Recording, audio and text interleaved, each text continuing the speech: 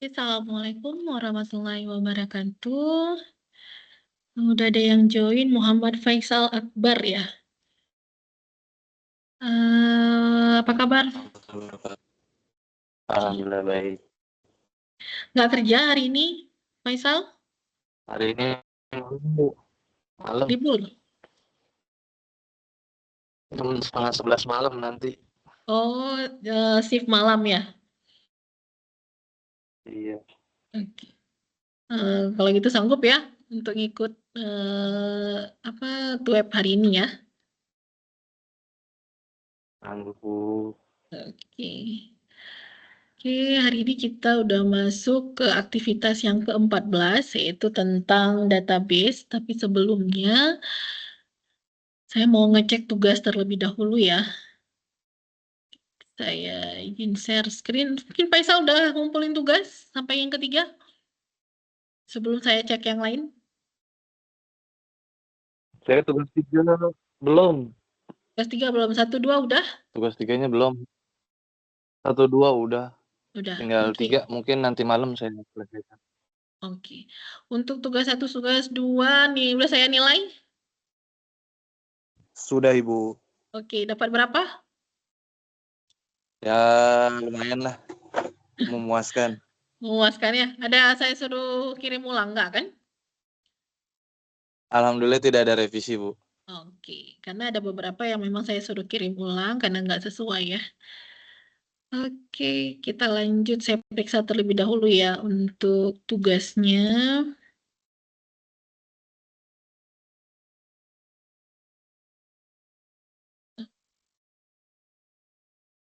Oke, kita ada 3 tugas dalam satu semester ini, yang mana salah satu aja tugasnya itu tidak dikumpulkan, maka berakibat nilai E. Jadi sangat disayangkan kalau tugas 1, tugas 2 sudah dikerjakan, tapi tugas 3-nya tidak, maka tugas 1, tugas 2-nya juga sia-sia ya, tidak dianggap. Jadi tetap mendapatkan nilai E dan bakal ngulang lagi semester depan untuk mata kuliah yang sama. Jadi saya harap tugas 1, tugas 2, dan tugas 3 tetap dikerjakan ya, dan dikumpulkan jangan lupa.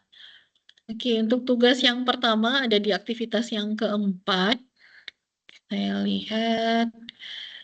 Oke.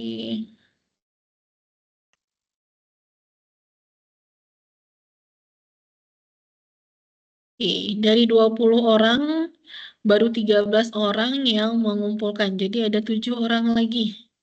Ya, jadi ini masih saya tunggu sampai di sini sudah di remaining ya, ada 6 hari dan 14 jam lagi masih bisa dikumpulkan. Jadi kalau emang masih mau, masih bisa dikejar istilahnya ya. Nih, kita lihat nih siapa aja yang belum mengumpulkan 7 orang tersebut ya. Oke. Di sini ada Anja Saputra, ada Fauzan Hasan Fadila, ada Rafli Dwi Fayana, ada Yuliana. Ini Yuliana saya lihat di sini.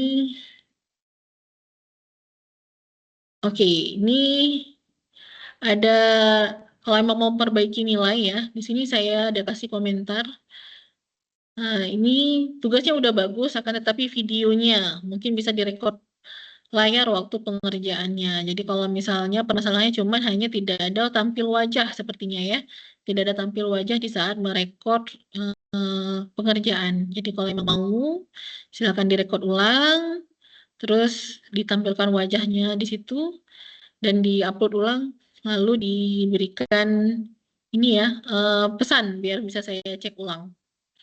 Begitu juga dengan Sugianto di sini sama ya, tugasnya udah bagus tapi videonya ya. Jadi kalau emang mau silahkan dikirim ulang. Terus di sini ada Muhammad Ihsan Alfiansyah juga yang belum mengumpulkan. Nah, ini malah nilainya setengah ya.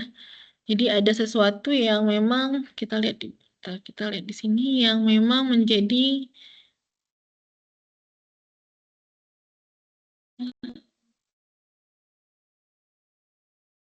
oke. Mana tadi? Ah, ini. Ini ada, tolong dibaca ya. Ini untuk tugasnya mungkin bisa dibagi menjadi, nah ini ada ininya, ada panjang lagi. Jadi coba diklik nanti info dari saya. Kenapa nilai saya berikan segitu? Nah, kalau mau memperbaiki silakan dikirimkan sebelum tanggal 1 Desember ya kepada siapa tadi? Sugiana Afriani Suci Burhanuddin ya. Kalau mau memperbaiki. Jangan lupa kirim pesan ya biar bisa saya cek. Selanjutnya yang belum mengumpulkan ada Aywayan Rizky Putra Pratama, Buyung Adi Surya, sama Novin Erdiantama. Ya, untuk yang lain sudah bagus. Sama Ridwan Upu Sungu ini juga 50 nilainya, ada info dari saya juga. Tugasnya belum lengkap ya. Nah, jika ingin memperbaiki silakan kirim ulang tugasnya dan video pengerjaannya. Nah, jadi ada file yang belum dilengkapi, silakan dicek ulang dan dikirim ulang. Oke, kalau misalnya nggak ada masalah, nilai sama saya udah pasti semuanya 100. Ya. Oke, itu untuk tugas yang pertama. Kita cek untuk tugas yang kedua. Ada di aktivitas 8.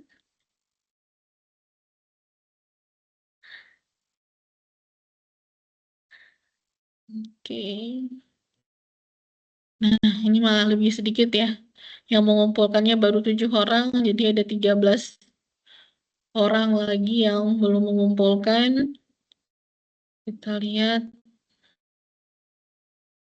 Iya, ada Indra Setiawan, Ketut Wira Aditya, Anja Saputra, Anton Wijaya, Fauzan Hasan Fadila, Raffi Dwi Fayana. Ini Yuliana juga nilainya kurang. Kalau mau memperbaiki silakan dicek ya. Info dari saya apa, permasalahannya sama dengan Sugianto juga. Ini nilainya di bawah 100. Jadi kalau misalnya mau memperbaiki silakan dicek dari saya infonya.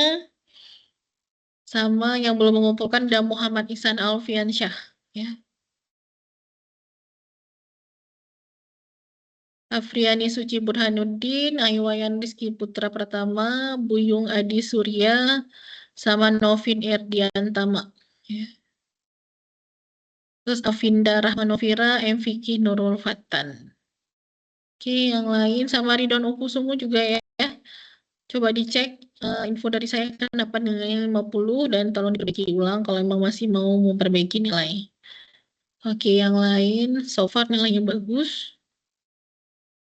Kita lihat tugas yang ketiga. Ada di aktivitas yang ke-12.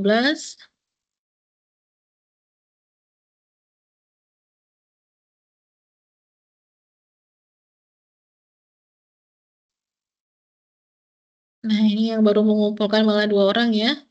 Jadi ada 18 orang lagi yang belum mengumpulkan. Saya harap segera dikumpulkan bagi yang belum sebelum tanggal 1 Desember 2025. Ya. Kita lihat yang sudah mengumpulkan saja.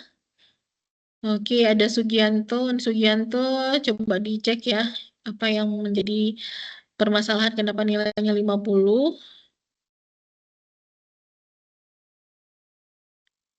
Oke, sama Valencia sudah bagus. Oke, yang lain diharapkan bisa mengerjakan dan mengumpulkan sebelum tanggal 1 Desember. Oke, kalau sudah sekarang kita masuk ke materi hari ini, yaitu tentang database. Oke.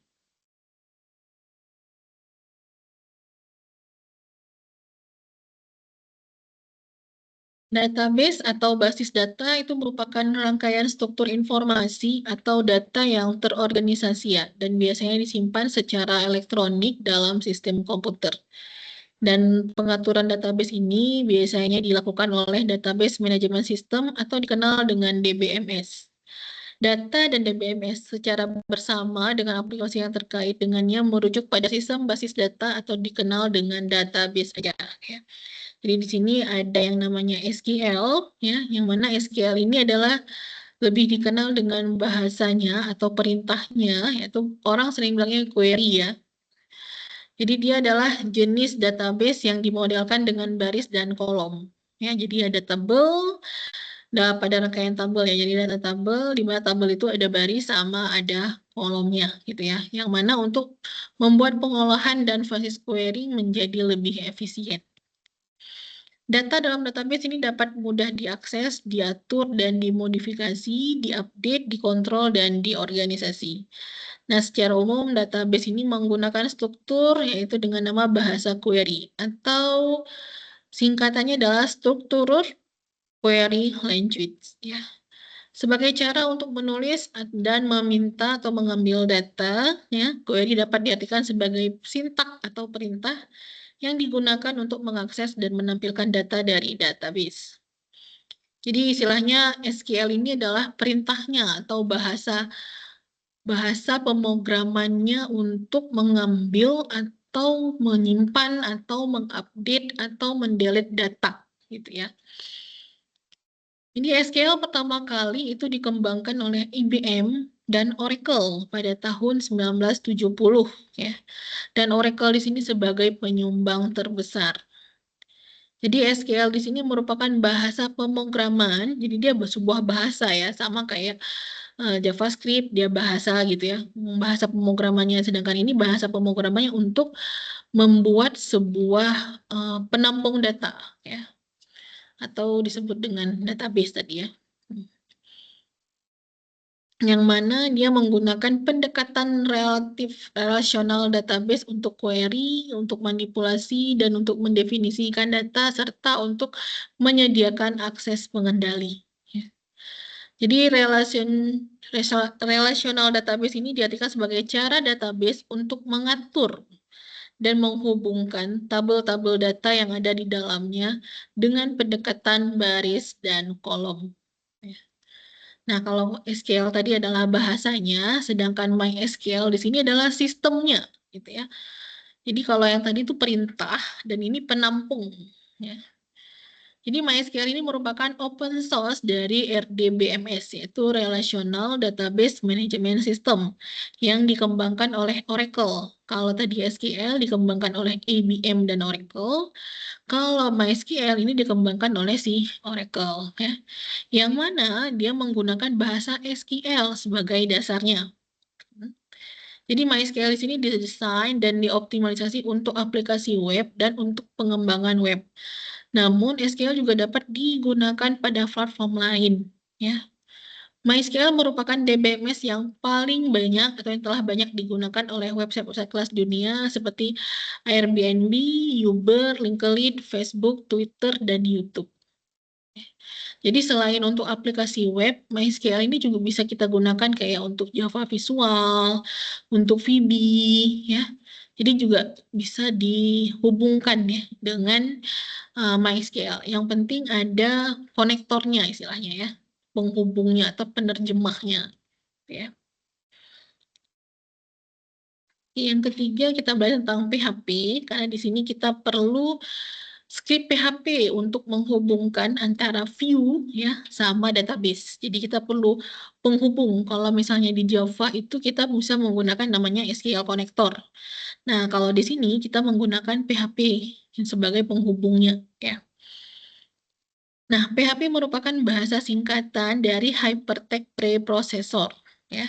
Yang mana di sini merupakan bahasa open source, bahasa pemrograman open source yang digunakan dengan luas untuk pengembangan web. Jadi berbeda dengan JavaScript yang merupakan bahasa pemrograman berbasis client side, kalau PHP ini dia bahasa pemrogramannya berbasis server side ya. Oleh sebab itu, PHP membutuhkan suatu web server untuk berjalan. Nah, web server yang dapat digunakan untuk PHP bisa Apache, bisa Is, bisa Ing, dan yang lainnya. Ya. Tapi yang paling banyak digunakan biasanya kalau untuk pembelajaran itu Apache ya. Nah, PHP digunakan bersama dengan HTML, JavaScript, CSS, dan MySQL untuk mengembangkan web yang lebih dinamis. Kita lihat Apache Server, Apache Web Server. Jadi Apache HTTP Server atau biasanya disebut dengan Apache Web Server ya, yang paling mudah kita bilang itu Apache Web Server ya. Dia merupakan open source dari HTTP server yang bisa digunakan di berbagai sistem operasi Unix maupun Windows, ya. Jadi Apache menyediakan keamanan dan efisiensi sesuai dengan standar dari HTTP.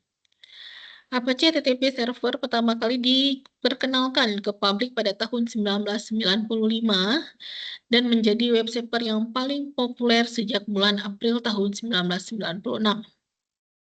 Jadi Apache Server di sini merupakan suatu proyek yang dikembangkan oleh The Apache Software Foundation, ya, yaitu suatu organisasi nirlaba yang memiliki tujuan besar untuk menyediakan software open source bagi publik. Nah, kita masuk nih ke persiapan untuk pembuatan web menggunakan database, ya. Yang mana di sini kita harus menyiapkan pertama adalah PHP, terus MySQL, terus kita buat juga file HTML, file JavaScript, file CSS, dan file Vue.js, ya. Yang pertama yaitu kita install dulu SAMPP, ya. Yang mana di SAMPP di sini adalah software open source, ya, yang didistribusikan oleh si Apache Friend yang berisi kumpulan software seperti PHP, MySQL, dan Apache atau web servernya, ya. Jadi satu software ini sudah bisa ada 3 atau 5 macam software di dalamnya, ya. Tinggal kita menjalankan yang mana kita perlukan, ya. Nah, selain menyediakan software, SAMPP juga menyediakan tool control, ya, yaitu sebagai SAMPP control panel yang berfungsi untuk mengatur software yang ada di dalamnya. Nah, untuk SAMPP-nya bisa di-download pada link ini atau bisa dicari juga di Google gitu ya. Download SAMPP, nanti dia akan diarahkan ke tempat yang sudah ditentukan seperti ini ya, masuk ke linknya Apache Friends ya. Oke. Nah, kalau udah nanti tinggal pilih nih sistem operasi yang sesuai dengan komputer kita. Apakah Windows, apakah Linux, apakah Macintosh, dan lain sebagainya. Nah, kalau sudah kita download, terus kita install, tinggal di next aja sampai selesai ya. Nah, kalau udah sekarang kita mau aktifkan nih. Nah, waktu install itu kan nanti terletaknya di C di sini. Nah, kita letaknya di bagian sampai P di luarnya C ya. Nah, kalau udah, kalau udah kita tinggal mengaktifkannya aja si Apache sama si MySQL. Caranya hanya dengan mencari sampai P control panel di komputer kita kalau udah terinstall ya. Tinggal kita cari aja di sini sampai P. Nah, ini keluar sampai P control panel.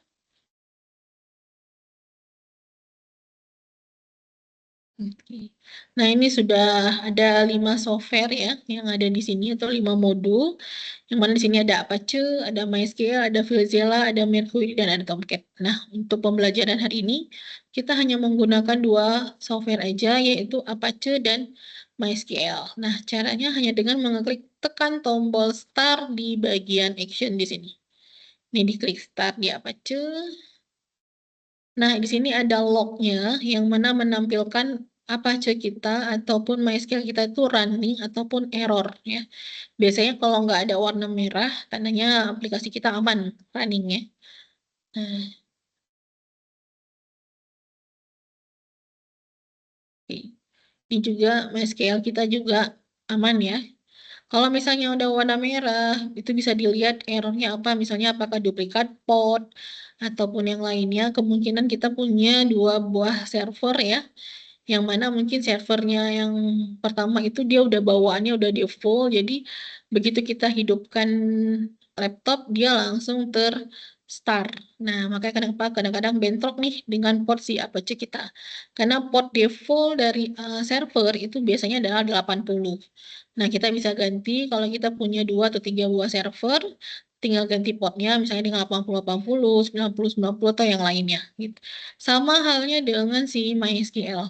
Kalau kita misalnya punya MySQL server atau MySQL yang lainnya, nah dan waktu kita jalankan portnya itu bentrok ya atau duplikat, nah kita tinggal ganti aja portnya misalnya 3307 gitu ya atau yang lainnya. Intinya yang tidak sama ya. Oke.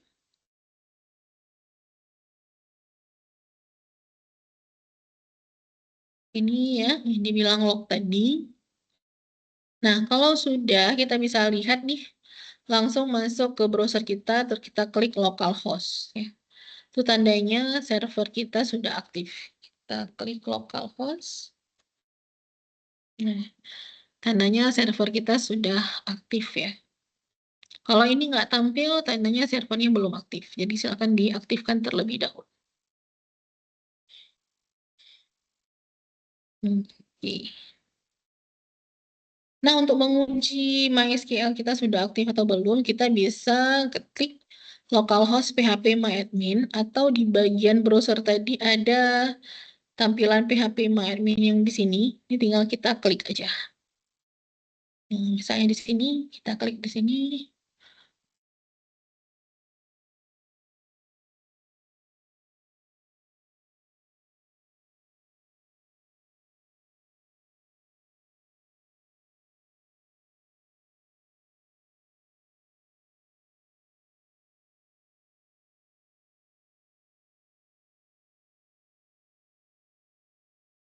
Oke. Jadi phpMyAdmin ini adalah tampilan GUI-nya untuk kita mengakses, membuat database dan maupun tabel. Kalau selama ini kita belajar di pemrograman basis data gitu ya, kita belajarnya menggunakan sintak ya kan, misalnya create database gitu ya. Nah, kalau di phpMyAdmin itu udah tampilan GUI, jadi kita tinggal klik-klik aja istilahnya, klik apa yang mau kita ketik gitu ya. Nah, ini dia, memberikan lebih mudah, kemudahan kita ya mengolah si database-nya. Ya. Oke. File hierarki yang harus ada untuk materi ini. Nah, ini bisa kita lihat. Kalau kemarin kita cuma ada belajar view gitu ya. Cuma ada app.js, view min.js, style, sama index ya. Nah, sekarang kita harus meletakkan folder dari belajar Vue.js ini ke dalam folder htdoc yang ada di sampp. Ya. Jadi seperti ini ada sampp, kita klik sampp-nya, dan di sini ada folder htdoc-nya. Nah, ini kita klik htdoc-nya, dan di dalam sinilah kita buatkan folder untuk belajar, tadi ini belajar Vue ya. Kalau di sini saya buatnya misalnya database Vue. Nah, di sini. Nah, dalam database Vue ini baru ada file-file yang lainnya. Misalnya nih, folder JavaScript adanya app.js dan vue.min.js. Kalau saya di sini foldernya namanya JS misalnya. Dalam JS ini ada app.js sama vue.min.js. Gitu ya. Nah, selanjutnya di sini ada CSS untuk si CSS-nya. Ini ada CSS untuk CSS-nya, file CSS-nya. Dan yang ini ada folder proses dan proses.php dan si index.html. Oke. Nah, di sini ada index.html dan ada proses.php ya. Dan dia berada di dalam si file htdoc. Kita nyimpennya ya. Nah, di sini juga sudah dijelaskan itu adanya di C sampai P dan di htdoc. Nyimpennya tuh di file ini ya. Selanjutnya kita masuk ke Axios. Axios di sini merupakan JavaScript library yang digunakan untuk melakukan HTTP request. Jadi ini diperlukan ya sebagai permintaan kita untuk kayak get post ya. Untuk permintaan ke servernya itu kita membutuhkan yang namanya si Axios ini. Nah, Axios ini ada dua cara. Kita bisa menggunakan cara online maupun cara offline ya. Kalau cara online, kita bisa menggunakan dua buah script ini, bisa pilih salah satu ya. Boleh menggunakan script yang atas, yang pertama, atau menggunakan script yang kedua. Ya, nggak ada masalah, tinggal dipilih mana yang mau. Kalau menggunakan yang offline, kita download dulu nih Axios-nya, ya. Boleh di link ini, atau boleh cari di Google, ya. Kalau udah diekstrak filenya, terus di copy dan di-cut ke folder disk di dalam folder JavaScript. Jadi JavaScript yang tadi di sini, kita meletakkan satu buah folder lagi yang namanya folder disk. Ya. Folder disk dari si Axios-nya ini tadi. Ya. Kalau udah, nanti di bagian index HTML-nya, kita tinggal tambahkan script ini. Script str disk Axios min.js. Ya. Kalau tadi yang menggunakan online juga di bagian index.html-nya ya, diletakkan ini. Nah, kalau menggunakan yang online, itu ada syaratnya, yaitu kalau di saat kita menjalankan aplikasi kita, itu wajib connect internet. Kalau misalnya kita nggak connect, maka dia nggak akan bisa terhubung, nggak akan bisa connect nih dengan database. Nggak akan bisa kita nampilin data ataupun akses data. Ya. Tapi kalau menggunakan offline, di saat online ataupun offline, itu kita bisa menggunakannya. Ya. Oke, nah di sini kita disuruh buat database dengan nama organisasi ya. Database-nya namanya organisasi, terus tabelnya namanya anggota. Yang mana untuk struktur tabel di sini ada nomor, nama, kelamin, status, dengan tipenya kalau nomor ini integer, panjangnya itu 3 digit. Arti 3 digit di sini artinya 999 ya. Intinya kalau 3 digit itu adalah ratusan ya. Tapi kalau 2 digit itu adalah puluhan. Kalau 1 digit adalah satuan ya. Nah, kalau varchar itu per karakter. Misalnya nama nih ada 30 panjangnya. Nah, itu tandanya untuk nama itu cuma bisa menampung 30 karakter. Jadi kalau misalnya nama kita lebih dari 30 karakter, maka sisanya tidak akan ditampung ya. Begitu juga dengan jenis kelamin dan status. Sama, ini karakter karena yang diminta adalah varchar. Kalau integer yang diminta adalah digit ya. Ini bisa dilihat. Nah, ya, kolom panjang menandakan banyaknya digit atau karakter. Misalnya nomor nih memiliki tipe integer ya atau panjang dengan 3 digit, artinya data maksimal yang dia simpan adalah 999 data. Jadi ada segini banyak data yang bisa disimpan oleh si integer ya. Nah, jika kita ganti dengan 2 digit, maka cuman bisa masuk adalah ratusan ya, puluhan ya, 99 data yang bisa masuk ya. Nah, begitu juga dengan kolom nama, maka panjangnya adalah 30 karakter, dan itu sudah termasuk spasi. Ya. Nah, di sini kita disuruh buat atau disuruh isi datanya dengan 6 data yang seperti ini. Oke, kita coba ya. Kita buat, saya sudah buat, ini saya hapus dulu.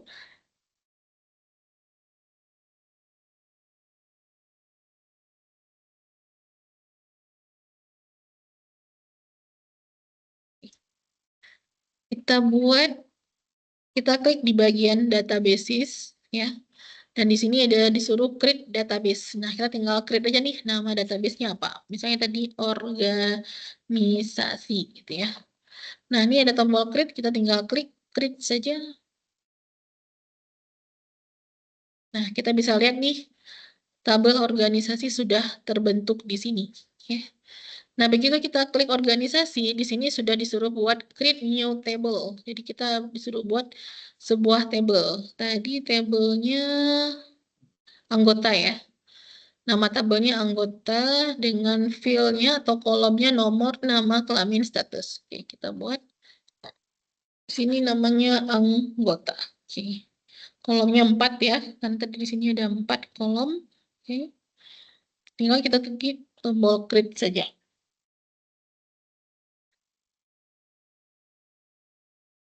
Oke. Selanjutnya kita membuat judul kolom ya atau judul field dari si tabel anggota tadi. Yang pertama adalah nomor, yang kedua nama, yang ketiga tadi kelamin ya, yang keempat tadi status. Oke. Saya karena udah pernah buat, jadi feel-nya itu kayak terekam gitu ya. Tapi kalau belum, silahkan diketik aja, ya, diketik aja, ini nggak ada masalah. Aduh. Nah, terus di bagian tipe, kita pilih di sini integer, dan nomor tadi diminta integer, sedangkan nama disuruh varchar. Kelamin juga varchar, status juga varchar. Nah, untuk panjang itu di bagian length atau di bagian value ya. Tadi di sini diminta 3 digit, di sini 30, di sini tadi 20, di sini tadi 20 ya. Ini 20. Oke. Kalau sudah kita geser ke sebelah, memang di sini tidak disuruh apa-apa, tapi kita bisa menambahkan, misalnya kita maunya itu bagian nomor itu auto increment. Jadi kita tinggal di bagian A strip I. Ini artinya auto increment. Jadi fungsi auto increment itu kita nggak perlu lagi nih nulis nomor 1, 2, 3, 4 itu nggak perlu lagi. Jadi begitu kita isi datanya, nomornya itu akan terbuat otomatis. Nah, kekurangannya kalau satu nomor kita hapus, maka nomor itu tidak akan pernah terbentuk lagi.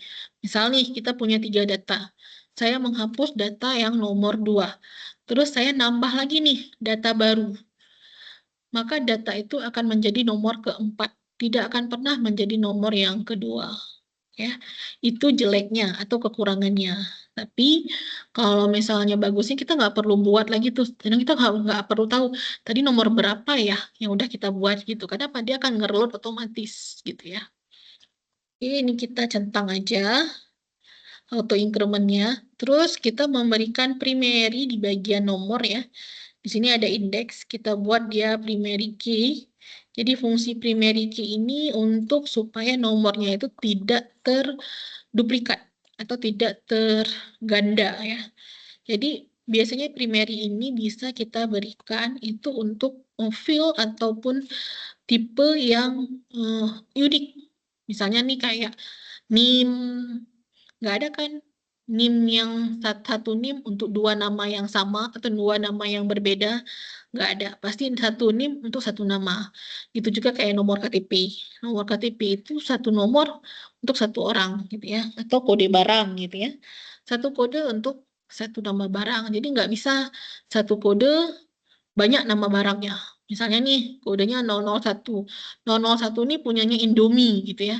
Dan 001 ini juga punyanya mie sedap gitu. Nah, itu nggak bisa.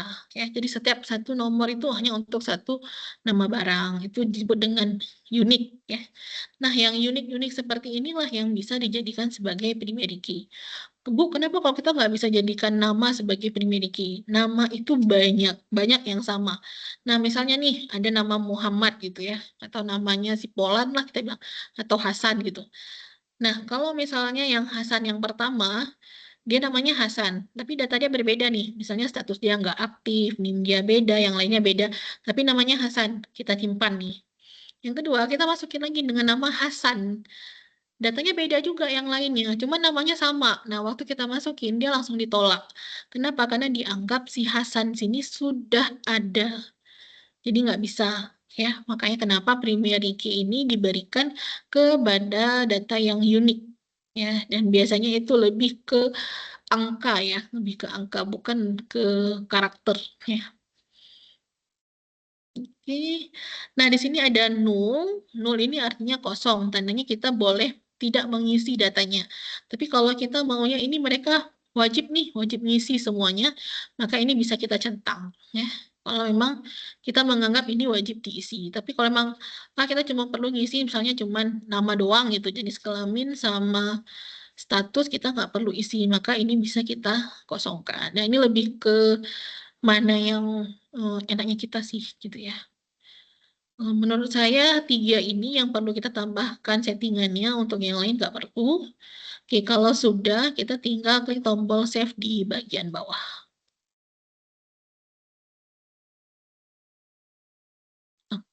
Nah, kalau bisa dilihat di sini ya auto increment dan di sini sudah ada primary key.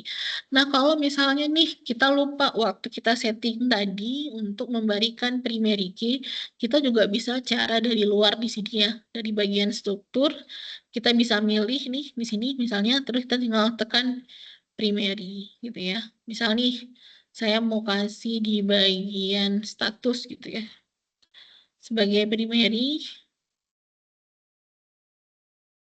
Oh, karena sudah ada ya. Di sini disuruh drop nih. Di bagian tabel anggota kita disuruh drop primary key yang pertama, besok baru disuruh add primary key yang kedua. Kalau emang kita yes, maka primary key-nya akan berubah ya.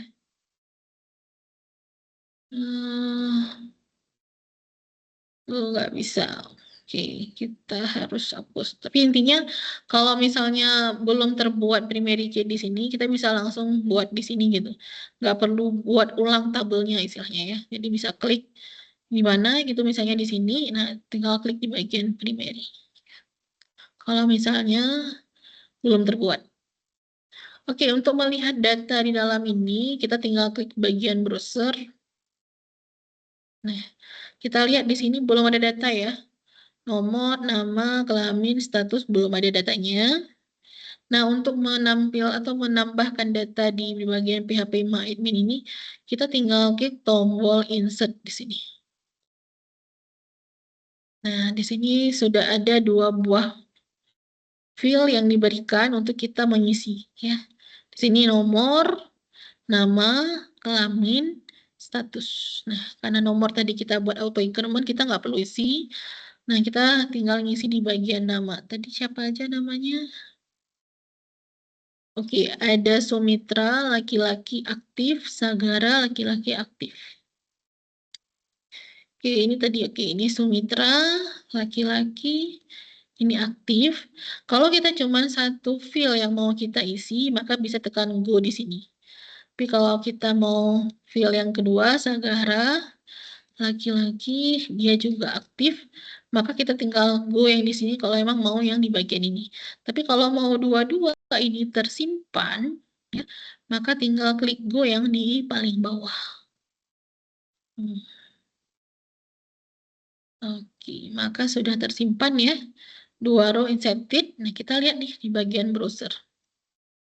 Oke, nomor 1, nomor 2 sudah terbuat ya. Nah, sekarang kita lanjut. Ada 6 tadi datanya disuruh ya kan. Oke, kita lihat Budi sama Siti R. Budi nggak aktif, Siti R aktif. Budi laki-laki, dia tadi tidak aktif. Tidak aktif. Oke. Yang kedua, Siti R, perempuan, dia Siti R aktif ya. Oke, kalau udah kita go lagi. Oke, kita lihat sudah ada 4 data ya. Lebih cepat ya dibandingkan kita kalau ngetik menggunakan SQL. Kita insert lagi, kita buat nama yang Miminha Andrian. Miminha perempuan, Andrian laki-laki, Miminha tidak aktif. Oke. Miminha laki-laki tidak aktif. Perempuan ya. Satu lagi tadi siapa? Andrian. Laki-laki ini aktif. Oh, aktif. Oke, kalau udah kita go, kita lihat datanya. Oke, sudah ada 6 data ya yang disuruh input seperti ini ya. Oke. Nah, sekarang kita mau nyoba nih, kita mau menghapus di bagian Budi ya. Di bagian Budi ini kita delete datanya ya. Kita delete seperti ini. Nah, apakah kita mau menghapus ya? Mau menghapus dengan nomor anggota nomor 3? Oke. Nah, sekarang nomor 3 sudah nggak ada. Kita masukin data baru nih. Kita mau nyoba inputin data baru. Oke, kita buat misalnya tes aja. Dia laki-laki, dia tidak aktif. Oke, kita satu aja. Nah, maka data si tes ini dia langsung ke 7 ya. Seperti saya bilang tadi, nomor 3 itu tidak akan pernah kembali lagi ya. Kenapa? Karena dia auto increment. Jadi dia otomatis akan berlanjut gitu ya. Nah, itu sedikit kekurangan dari si auto increment ya. Nah, di bagian PHP admin ini juga menyediakan satu fasilitas yang sangat memudahkan ya yang namanya ekspor dan impor. Jadi kalau misalnya nih kita mau mengumpulkan tugas kita gitu diminta sekalian dengan database-nya, kita tinggal langsung klik di bagian database-nya di sini ya.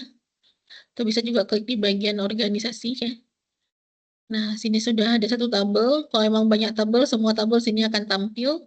Nah, kita langsung klik di bagian ekspor.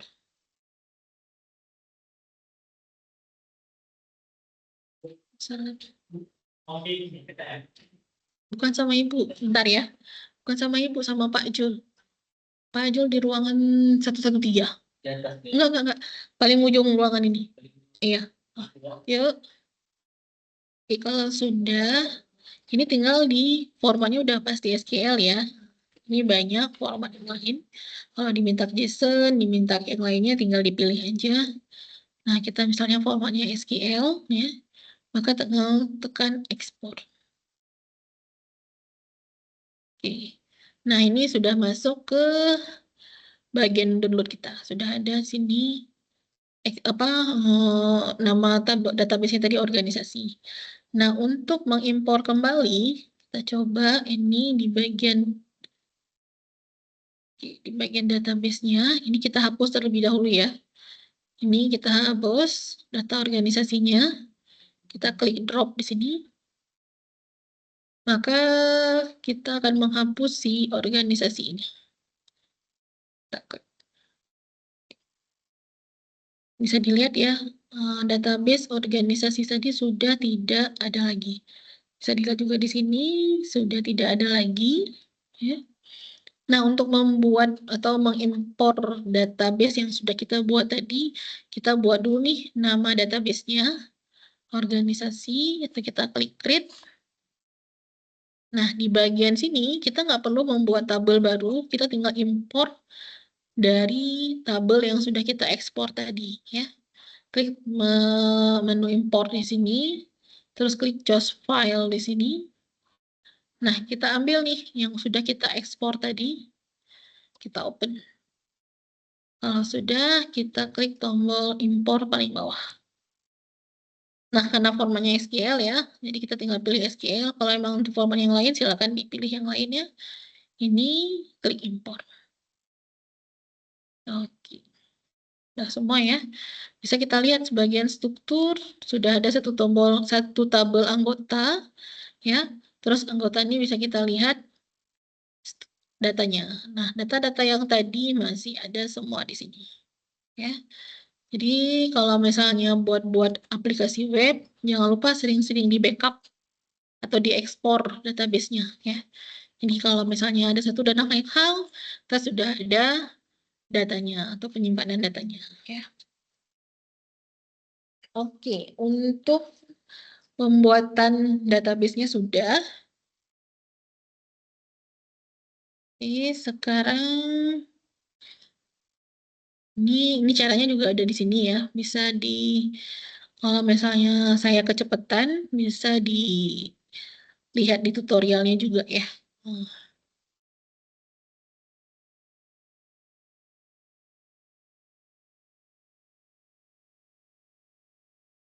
Nah, seperti tadi ini kan dia primerinya belum dibuat ya. Jadi tinggal dicentang di sini, terus diklik primary yang di sini. Nah, ini kalau kita mau masukin data seperti yang tadi ya. Nah, ini angka satunya kenapa ditulis? Karena dia tidak mencentang atau tidak mencentang si auto increment ya. Jadi kalau auto increment yang nggak kita centang, maka nomor ini wajib kita tulis ya. Kalau enggak nanti dia akan terbuat 0 gitu ya. Hmm. Sekarang kita masuk ke PHP scripting. Nah, untuk menampilkan data-data yang ada di database MySQL tadi, kita perlukan yang namanya script PHP ya. Yang mana di PHP ini akan kita tambahkan yaitu perintah untuk si SQL query untuk mengakses si database-nya ya. Nah, untuk PHP dia punya script sendiri atau tag sendiri ya, yang mana dimulai dengan siku dan tanda tanya, terus ada PHP di sini dan diakhiri dengan tanda tanya dan siku ya. Ini contohnya. Nah, isi kode PHP-nya itu ada di dalam tag-nya si PHP. Nah, di sini ada beberapa ketentuan yang harus kita perhatikan ya. Waktu pembuatan si PHP itu dibutuhkan setiap akhir perintah itu harus diakhiri dengan titik koma ya. Kalau misalnya kayak di app.js kan biasanya perintahnya untuk mengakhiri satu perintah pakai koma ya. Tapi kalau di PHP itu menggunakan titik koma. Nah, untuk mendefinisikan variabel, dia menggunakan tanda dolar seperti ini dan dilanjutkan dengan nama variabelnya. Contohnya misalnya koneksi, nama variabelnya di sini harus ada lambang dolar. Jadi kita langsung tahu ya bahwasanya yang ada lambang dolarnya itu adalah variabel. Ya. Sama seperti di JavaScript, PHP juga kalau untuk string atau teks itu perlu atau menggunakan tanda petik 2 atau tanda petik 1. Ya. Dan untuk array-nya sama kayak di JavaScript, yaitu perlu namanya siku buka dan siku tutup. Ya. Nah, untuk mengakses MySQL dari PHP, ini ada beberapa perintahnya, yang mana di sini untuk menampilkan semua data pada database, kita bisa buat namanya select bintang from nama tabel. Jadi bintang di sini artinya all, ya. Semua data yang ada di dalam nama tabel ini akan tertampil. Nah, kalau kita mau nampilin hanya data tertentu aja, ya, kita bisa membuat seperti ini, select bintang, from nama tabelnya apa, where nama kolom, sama dengan kriteria yang diinginkan. Contoh nih, kita mau menampilkan nama tabel semua nih, semua tabel yang mana statusnya itu aktif, gitu ya. Jadi kita tinggal buat select bintang from anggota where status sama dengan aktif. Ya. Jadi yang tampil itu semua data yang hanya statusnya aktif. Yang statusnya nggak aktif, dia nggak akan tampil. Ya, kalau ini semua tampil, mau statusnya aktif, mau nggak aktif juga akan tampil. Ya. Nah, untuk melakukan update data, ini perintahnya, di mana sini update nama tabel, set kolom 1 dengan nilai yang 1, kolom 2 dengan nilai yang 2, where nama kolom dengan kriteria yang diinginkan. Nah, contohnya misalnya update nama tabel tadi anggota ya, update anggota, ya, set kolom 1 tadi nomor ya. Nomor itu nggak usah kita buat, biasanya kita ini nomor itu nanti biasanya di sini, di bagian where-nya. Ya. Jadi kita buat update nama tabel, update anggota, set misalnya nama tadi, nama misalnya siapa ya, Joko misalnya. Terus kolom kedua kelaminnya misalnya laki-laki gitu ya. Where nomor sama dengan 1 gitu. Jadi kita mau mengubah nih kolom nama sama kolomnya jenis kelamin, yang mana kolom yang 1 tadi itu tadi tampilnya siapa ya? Sumitra gitu ya. Nah, Sumitra kita ganti dengan si Joko. Nah, untuk menghapus data, kita bisa klik delete from nama tabel, where nama kolom sama dengan kriteria yang diinginkan. Sama kayak delete from anggota, where nomor sama dengan misalnya 1. Gitu ya. Jadi maka data yang ke 1 akan dihapus. Ya. Nah, untuk script PHP-nya yang berkaitan dengan MySQL itu ada di sini untuk melakukan koneksi ya. Untuk melakukan koneksi dengan MySQL, kita buat mysql_connect. Ini nama host. Nama host itu kayak localhost tadi ya. Jadi sini localhost.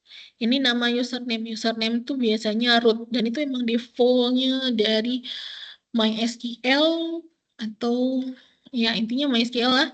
Itu pasti nama username-nya adalah root. Ya. Bahkan biasanya password default-nya pun itu root, tapi karena sampai P kita nggak buat pakai password, maka ini dikosongkan aja. Tapi tanda petiknya jangan dihapus, ya. Tanda petiknya tetap harus ada, intinya formatnya tetap harus ada, cuman ini dikosongkan aja. Ya. Nah, nama database yang sini tadi adalah organisasi. Ya. Nah, untuk melakukan query-nya, ini tinggal kita buat MySQL query, ini file koneksi ya. File koneksi kalau ada variabel yang ada di sini, ini kalau kita buat S koneksi sama dengan baru MySQL ini. Nah, ini baru perintah dari SQL. Misalnya apa nih, select bintang from anggota gitu ya, ataupun yang lainnya.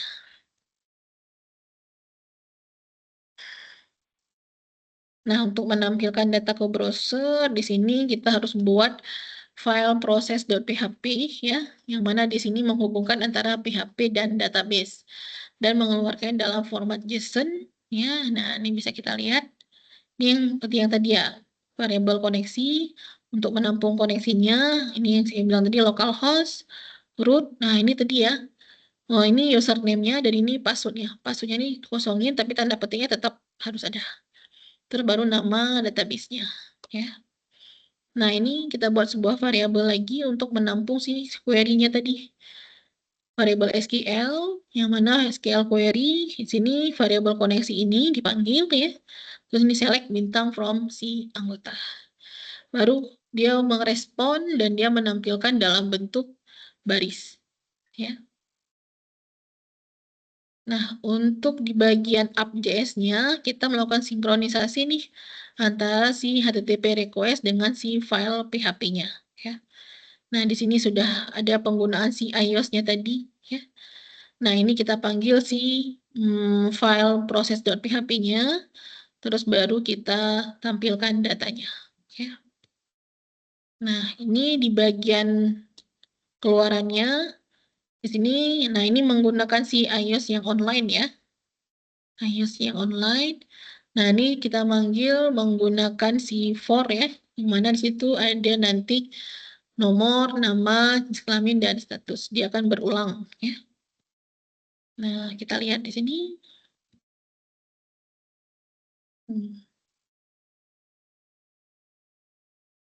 Nah, ini kalau mau ditambahin ya, boleh ditambahkan untuk prosesnya. Nah, di sini saya sudah buat tampilan dari indeksnya, ada penambahan beberapa tampilan yang lebih enak dilihat gitu ya, menggunakan chat. Sebenarnya sih terserah mau kayak gimana untuk segi tampilannya, intinya adalah yang dilihat untuk proses database-nya gitu ya. Kita panggil di sini. Ya, KTM-nya di ruang Pak Jul. Di yuk. Di sini kita panggil untuk menjalankannya. Tadi saya sudah letakkan di bagian Datadoc ya, htdoc. Sini database view namanya.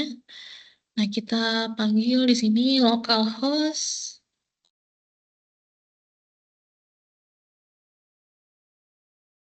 Oke, database view dan ini index.html.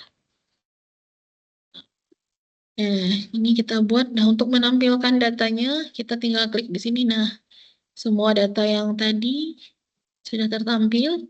Nah, kita mau masukin baru nih, misalnya Joko ini laki-laki, terus kita pilih misalnya nggak aktif, kita simpan.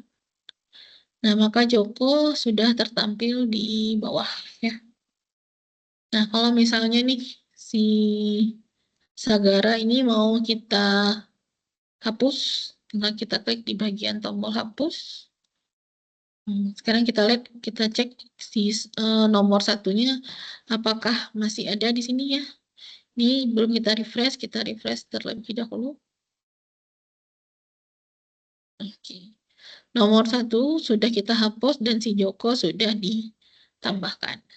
Itu kalau kita menggunakan database. Nah, sekarang coba nomor 2 kita edit ya, atau kita update. Nah, udah tampil di sini Sagara laki-laki dan dia aktif gitu ya. Sagara laki-laki dan dia aktif.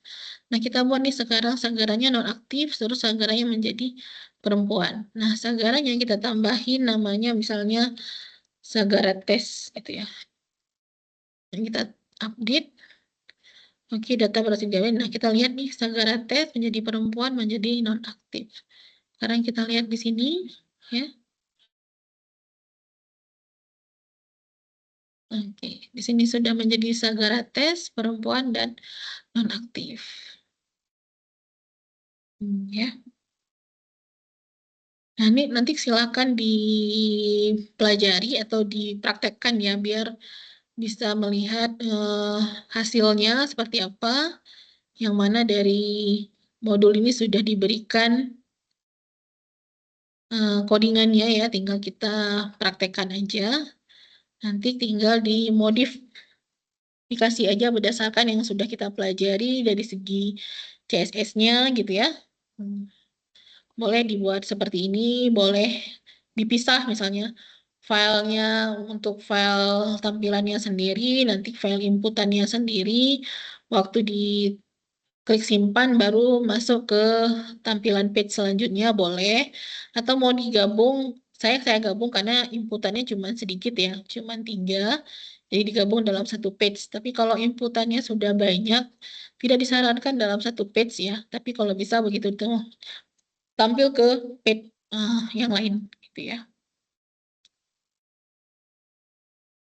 Nah, ini juga ada beberapa latihan, silakan dikerjakan ya, supaya menambah pemahaman kita juga ya, di sini tentang pembuatan komentar ya, seperti pengaduan bisa, kayak kita nulis status gitu ya, nulis status juga bisa gitu ya. Nah, di sini sudah diberikan tabelnya, tinggal kita buat seperti yang saya jelaskan tadi ya. Terus nanti ini codingannya sudah ada juga, tinggal dipraktekkan saja. Ya. Di bagian prosesnya, di bagian AppJS-nya. Ya. Dan di sini ada beberapa latihan ya, ini juga ada diberikan CSS-nya. Oke, ini latihannya ada 2 ya. Tapi nanti ada di bagian praktikumnya itu untuk latihan selanjutnya. Oke, untuk materi database, ini ada rangkuman, kita baca sedikit ya. Database atau basis data merupakan rangkaian struktur informasi atau data yang terorganisasi yang biasanya disimpan secara elektronik ya dalam sistem komputer. Pengaturan database itu dilakukan oleh si DBMS atau Database Management System. MySQL merupakan open source dari RDBMS atau Relational Database Management System yang dikembangkan oleh Oracle dengan menggunakan bahasa SQL sebagai dasarnya. MySQL didesain dan dioptimasi untuk aplikasi web atau untuk pengembangan web. PHP merupakan singkatan dari Hypertext Preprocessor, yaitu bahasa pemrograman open source berbasis server-side. Ya, kalau JavaScript client-side, kalau PHP itu server-side, yang digunakan luas untuk pengembangan web. Nah, PHP hanya dapat berjalan pada web server seperti Apache, Is.ing, dan lainnya. Ya. Database terdiri dari beberapa tabel, dan tabel itu terdiri dari beberapa kolom. Dan masing-masing kolom pada tabel database berisi value data. Jadi, tabel itu berisi kolom, yang mana kolom berisi baris ya. Yang mana baris itu berisi data. Ya. Oke, kita jawab soal ya. Masih ada Faisal? Ayo. Oke, kita jawab ya. DBMS merupakan singkatan dari kira-kira database manageable system, database management system, database memory system, atau database management security.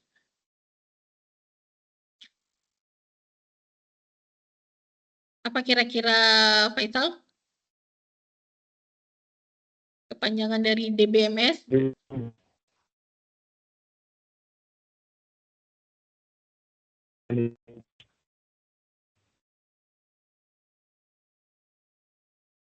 Memori yang C. Kalau gitu tadi Faisal nggak dengerin ya. Jadi DBMS itu database management, ya, manajemen sistem, bukan memory system. Dia bukan sebagai pengingat ya, tapi manajemen, pengelola ya. Jadi dia sebagai pengelola sistem, bukan sebagai pengingat sistem, ya. Oke, nomor 2. SQL merupakan singkatan dari A. Struktur query language, B. Sistem query language, C. Security query link, D. Struktur query link. Kira-kira apa, Faisal?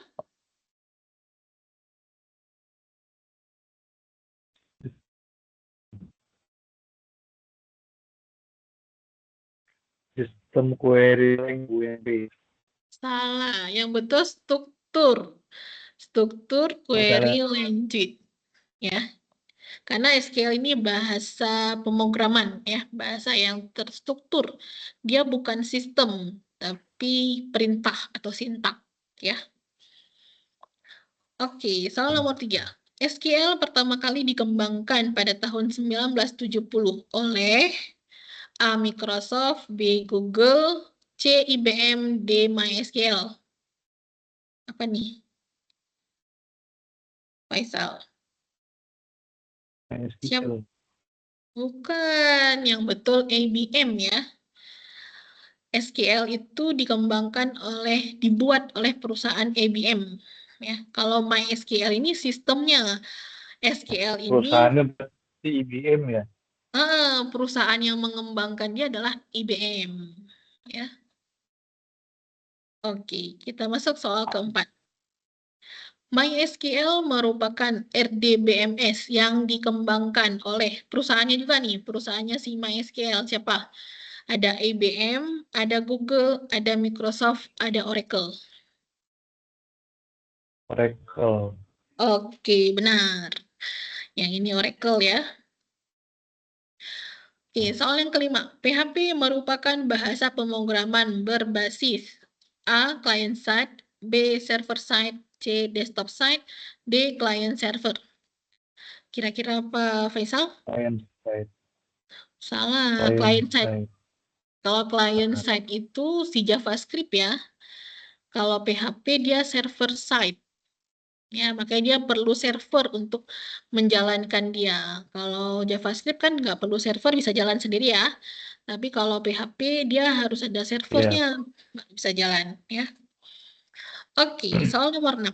Berikut adalah nama web server yang tersedia saat ini, kecuali ada Engine, ada Apache, ada Is, ada Angular, yang bukan web server. Kira-kira apa, Faisal? Yang ada di exam itu Bu, yang 5 itu bukan? Kan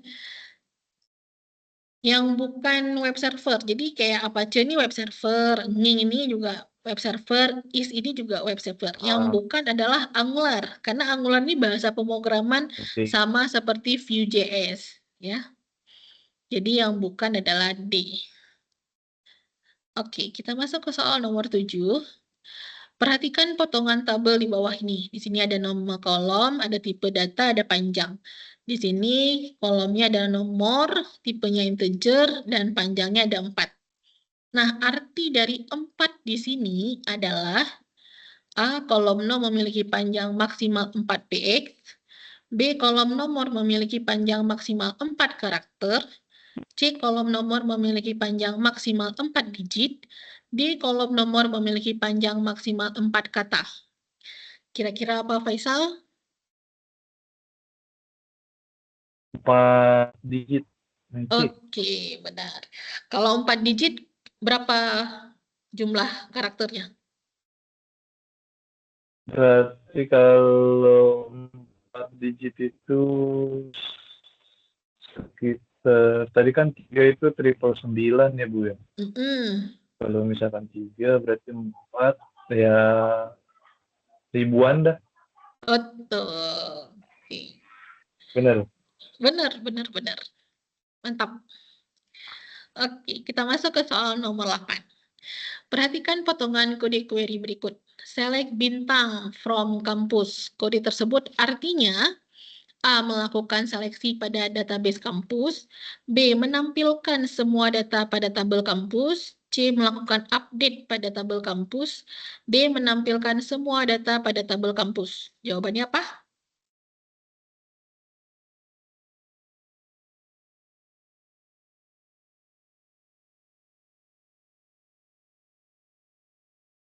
A. Misal, oh, Yang kan A. ya, A. kalau A itu melakukan seleksi pada tabel kampus itu di sini ada where-nya. Jadi ada tertentu. Tapi kalau di sini select bintang from kampus itu tandanya menampilkan semua data yang ada di tabel kampus. Jadi jawabannya B ya. Yang B. Mm-mm. Oke, kita masuk ke soal yang ke-9. Contoh pendeklarasian variabel dengan nama respon dalam PHP yang benar adalah A. var respon sama dengan array, B. respon sama dengan array, C. ada lambang dolar respon sama dengan array, D. respon titik 2 array. Yang betul yang mana?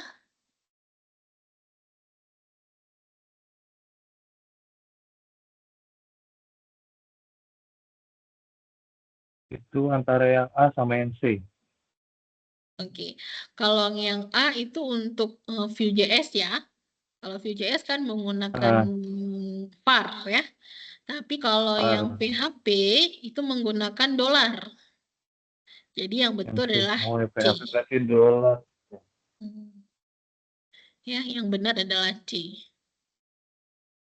Oke, soal terakhir.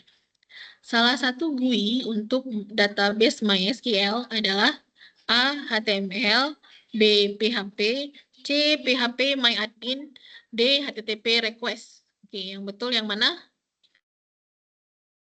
MyAdmin. Oke, jadi untuk GUI dari database adalah PHP MyAdmin ya. Oke, untuk materi kita hari ini sudah selesai. Nanti ini untuk praktikumnya silakan dipraktekkan latihan-latihan yang ada di sini ya. Ini codingannya juga sudah diberikan, tinggal dipraktekin aja ya. Oke, untuk database mungkin Faisal ada yang mau ditanyakan? Ada yang nggak paham atau so far sudah paham semua?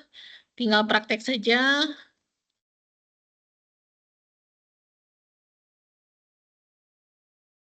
Saya mau tanya.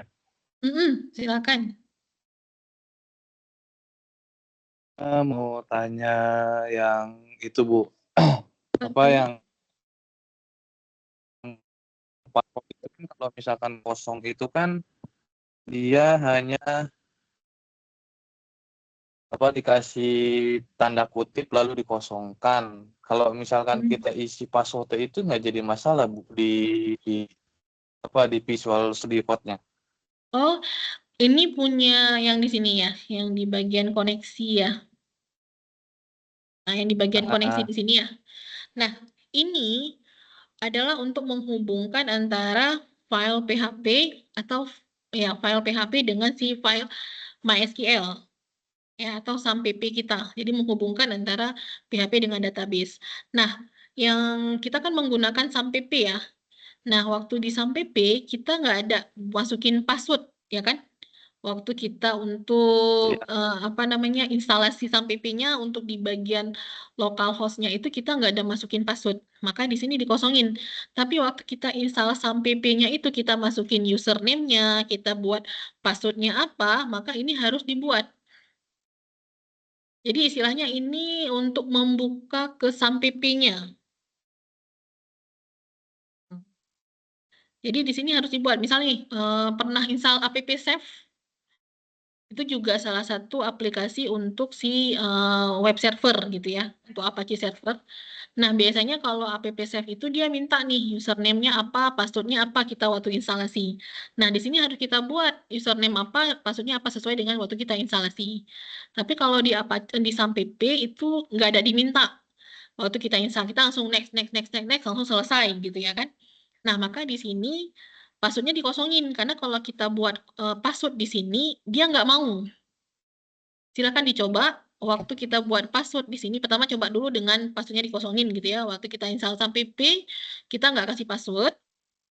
Nah, ini kita kosongkan, terkoneksi nih, nyambung ke sana. Nah, terus kita masukin nih password di sini. Udah pasti dia langsung dibuat errornya nanti keluar kata-kata gini. Use some, saya lupa errornya tapi dibilang no password gitu. Jadi istilahnya kamu sampai P kamu tuh nggak pakai password gitu loh. Tapi kenapa di sini kamu pakaiin password? Nah, jadi nggak mau kebuka istilahnya, nggak mau nembus si sampai P-nya gitu istilahnya. Paham, Berarti Faisal? walaupun eh, misalkan kita misalkan kita buat database yang menggunakan username dan password ya kan, contoh misalkan. Terus Mm-mm. kita di isi PHP MyAdmin-nya itu si usernya kita isi username-nya misalkan admin@gmail.com contoh misalkan username-nya, terus lalu password-nya admin123 Mm-mm. untuk database-nya. Ya kan, berarti di si PHP-nya itu pas saat kita coding kan kalau di PHP-nya itu kan untuk usernya kan kita isinya kan root kan. Mm-mm. Nah, untuk si passwordnya apakah kita harus ngetik admin123 atau tetap dikosongkan saja, Bu? Oke, maksudnya Faisal, kita buat sebuah tabel namanya tabel login gitu ya. Iya, betul. Oke, kita buat sebuah tabel namanya tabel login yang mana username-nya itu tadi admin saya @gmail.com, passwordnya admin123 gitu ya kan? Iya, Oke, kayak gitu. nah kita buat sebuah program website yang mana fungsinya untuk login, ya kan? Yang mana program Iya, website untuk login. ini untuk loginnya tadi dia ngambil datanya dari si tabel login tadi, username sama password, ya kan? Iya. Oke, nah itu bukan di sini letaknya, ya, itu bukan di sini letaknya. Username sama password yang kita buat di dalam tabel tadi itu bukan di sini letaknya. Ini istilahnya pembuka gerbang, gimana ya? Kalau itu untuk mendeteksi antara si form login dengan si tabel. Sesuai nggak username sama passwordnya gitu. Tapi kalau misalnya di sini, kalau yang di bagian koneksi di sini, intinya ini kita kayak buka pintu gitu. Kita lagi mau buka pintunya si sampai P. Nah, pintu sampai P itu nggak dikunci. Jadi kita tinggal masuk aja. Tapi kalau pintu sampai P dikunci, kita kasih kuncinya di sini. Tapi kalau misalnya tabel login tadi, kita untuk login, nah itu kita harus menyesuaikan apa namanya form loginnya itu dia emang ada suatu file proses ya, di mana proses untuk loginnya itu kita harus sama dengan si username sama password yang ada di tabel login tadi. Beda ya, misalnya nih kita buat file di sini gitu kan. Oke, Ibu buat sebuah tabel baru di organisasi gitu ya. Nama tabelnya gitu. Tabel login misalnya. Gitu. Ini file numbernya 2 misalnya. Terus kita create. Nah, di sini kita kasih username. Di sini kita kasih password. Di sini username-nya varchar misalnya. Ini juga varchar. Ini misalnya kita bilang lah 10 karakter. Ini 10 karakter. Ini kita kasih primary key. Oke, kita go, terus kita save. Ini kan, ini kita udah buat sebuah tabel login, username sama password. Terus kita insert datanya. Nah, di sini kita buat admin. Di sini kita buat admin 1, 2, 3. Gini kan maksudnya kan? Iya, Oke, betul, ini Bu. Ibu. Oke, Bu, ini ini. ya. Ini Ibu go. Oke, sekarang Ibu browse. Nah, di sini sudah ada admin username-nya, di sini admin 1, 2, 3. Ya. Nah, sekarang di bagian codingan Ibu tadi, di bagian koneksi, nah, di sini kan Ibu buat localhost root ya, passwordnya ini, organisasinya. Nah, ini Ibu ganti nih, jadi admin. Ini Ibu ganti jadi admin. Ya, ini udah kesimpan, sekarang Ibu jalanin yang di sini. Aduh, duh.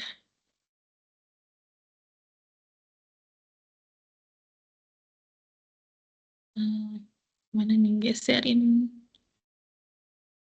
Oke, geserin sini. Oke. Nah, sekarang ini Ibu klik di bagian sini. Nah, istilahnya nggak mau tampil. Kenapa nggak mau tampil? Karena ibu nggak bisa masuk ke gerbangnya si SAM PP. Karena ini bukan punyanya SAM PP, bukan punyanya PHP. Gimana ya? Istilahnya ini punya data di dalamnya. Kita kalau mau login, baru buatnya sesuaikan dengan ini. Gitu. Tapi kalau untuk yang di bagian ini, host, admin ini istilahnya gerbang dari si SAM PP-nya gitu. Kita mau buka pintu, ibarat kata ini ada rumah, kita mau ngambil makanan di rumah tersebut gitu misalnya. Nah, kita harus masuk lewat pintu ya kan. Nah, pintunya itu nggak dikunci sama dia. Nah, kita tinggal masuk. Tapi kalau pintunya itu dikunci, baru kita harus masukin kuncinya di sini. Oh, ini admin 123 salah. Ini ya. Nggak ada masalah sebenarnya sih. Nah, ini kalau Ibu refresh. Nah, ini Ibu simpan ya. Namanya misalnya Rere. Ini perempuan. Ini aktif. Ini Ibu simpan. Data berhasil disimpan, tapi di sini nggak tampil. Ya. Nah, ini nggak tampil juga. Nah, kita lihat di bagian sini apakah masuk. Nggak ada masuk di Rere tadi. Kenapa? Nggak tembus istilahnya. Nggak, Ibu belum nggak bisa masuk. Kenapa? Karena di bagiannya ini bukan ini gitu loh pintunya. Dia nggak dikunci istilahnya. Tapi kalau ini kita kosongkan, ini kita buatnya root.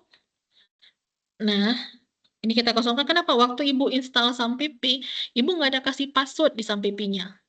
Tapi username-nya Arut itu memang udah default bawaannya hampir di semua SQL itu memang username itu root memang. Kalau ditanya kenapa, ya mungkin memang itu ketentuan yang ditentukan gitu ya. Nah, sekarang kita refresh. Nah, Ibu tampilkan data masuk. Ibu mau ngambil makanan di rumah itu bisa ambil gitu.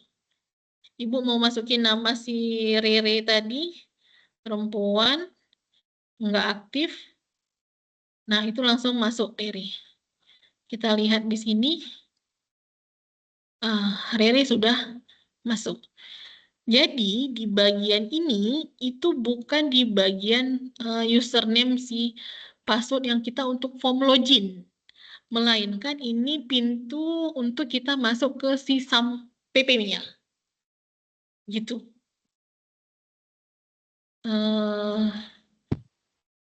Paham, Faisal? Oh, Itu paham, gimana ya? Paham ya? paham, Bu. Paham. Oke. Ya, Jadi ya. kalau misalnya Faisal misal sampai PP-nya itu buat password, buat username baru selain yang ditentukan sama dia, maka letakkan username sama passwordnya itu di sini. Waktu kita install sampai PP ya, install SAM PP. Bukan waktu kita buat di PHP MyAdmin, tapi waktu kita install SAM PP. Jadi apapun aplikasi yang kita buat, misalnya ini, oh Bu, saya nggak mau pakai SAM PP, saya mau pakai misalnya app save gitu, atau kita mau pakai, Ibu lupa aplikasi ada juga entah Kondora, entah apa gitu ya namanya, itu juga. Nah, kalau misalnya waktu kita install kita masukin password, nah maka itulah yang kita masukin di bagian sini, ya. Tapi kalau misalnya nggak ada, maka password ini dikosongkan. Ini default dia bawaannya adalah root. Itu Faisal. Ada lagi yang mau ditanyakan? Atau masih kurang Udah, itu jelas? aja Oke, jelas. jelas ya. Soalnya saya dari yang sebelum pas liburan semester tuh, saya Mm-mm. coba bikin aplikasi dan Mm-mm. tanya sama temen, kata temen Mm-mm. itu, nah yang username-nya itu, yang root-nya diganti sama user apa yang kita buat, kata dia gitu sama Heeh. passwordnya. Dan saya Heeh. coba, ternyata tetap nggak bisa masuk ke database-nya. Heeh. Karena waktu Itu dia makanya install, saya tanya masuk pembahasan di sini. ya nggak tanya ya, waktu dia install dia ada masukin username atau password, nggak nanya ya. Nggak nanya dia untuk ke situnya. Hmm, gitu. Jadi udah tahu ya letak kesalahannya di mana ya. Paham, Bu, paham. Oke. Oke, untuk yang lain ada yang mau ditanyakan? Cukup Bu, itu aja Bu. Cukup. Oke. Kalau nggak ada, Faisal buka dulu boleh videonya, kita foto bersama.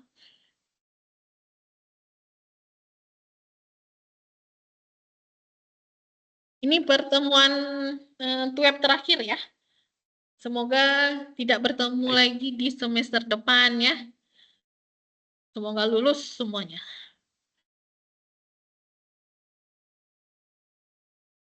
Belum kelihatan Faisal? Gelap Bu ya. Tunggu. Gelap. Mati lampu di situ? Tidak. Enggak.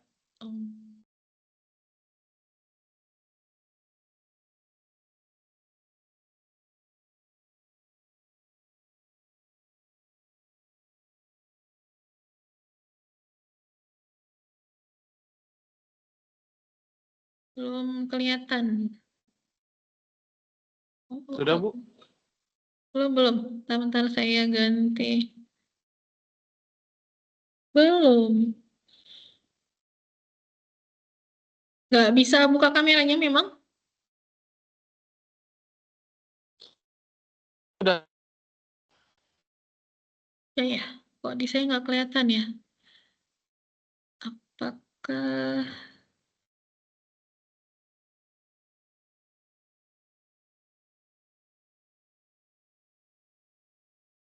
Ya sudah, Faisal nggak apa-apa kalau misalnya nggak bisa ini. Oke, saya harap jangan lupa mengumpulkan tugas yang terakhir ya Faisal. Begitu juga dengan yang lainnya. Semoga lulus semua untuk mata kuliah ini. Tidak ada yang nilainya E, harapan saya. Jangan ketemu lagi di mata kuliah yang sama, tapi ketemu lagi di mata kuliah yang berbeda untuk semester selanjutnya, gitu ya. Oke, Baik, Bu. ada yang mau disampaikan Faisal sebelum saya tutup? Nggak ada Bu. Nggak ada. Oke, kalau nggak ada, saya akhiri pertemuan hari ini. Assalamualaikum warahmatullahi wabarakatuh. Waalaikumsalam warahmatullahi wabarakatuh. Oke, saya live kan ya?